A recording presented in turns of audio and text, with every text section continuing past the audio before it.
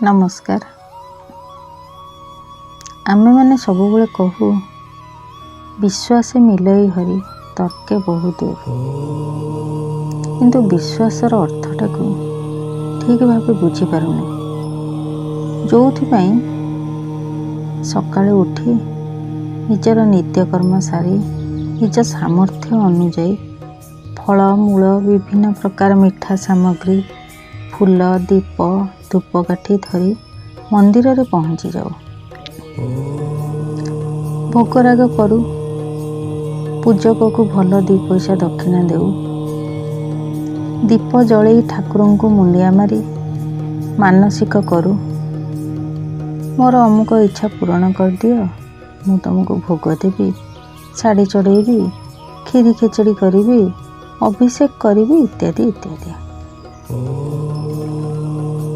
तापरे भोगराग नहीं घर को फेरिबा बाटरे मंदिर प्रांगण रे बसिथिबा भिकारीटी को टंके 2 टंका देई घर को फेरू। घरे आसी आनिथिबा भोगरू किछि खाऊ, किछि परिवार लोकन को देऊ। मने मने बहुत खुशी हो आज ठाकुर पाखरे मानसिक करी आसीछि, ठाकुर निश्चिंत मो डाक शुणी मो आशा पूरण करदेवे। अच्छा, एइटा कौन सेई विश्वास जो थिरु आमे हरि को पाइबा? जदि पाइबा ताले सकल करता को आमे पुणी दबा कौन?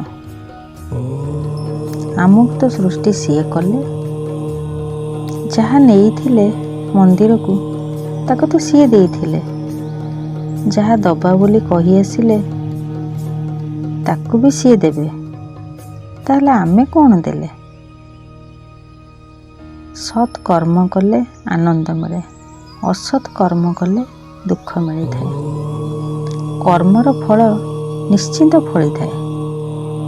भगवत पाद लाभ करने को हेले सत् कर्मर आश्रय नेबाकु ही पड़िबो। सत् कर्म बलरे सबकिछि संभव होई परिबो। कर्म को डर, ईश्वर को नुहे।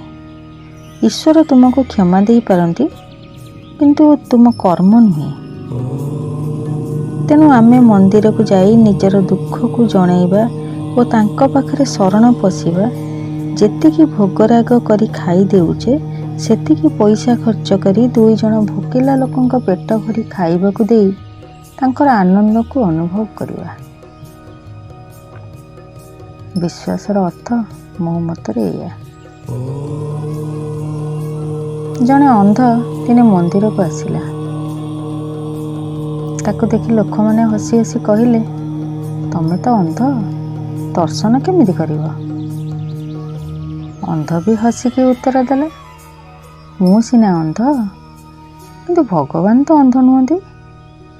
मु सिना तांको देखि परिबिनी, सीए तो मते देखि परिबे ना। आज पई एतिकी। जय जगन्नाथ, जय मां शारदा।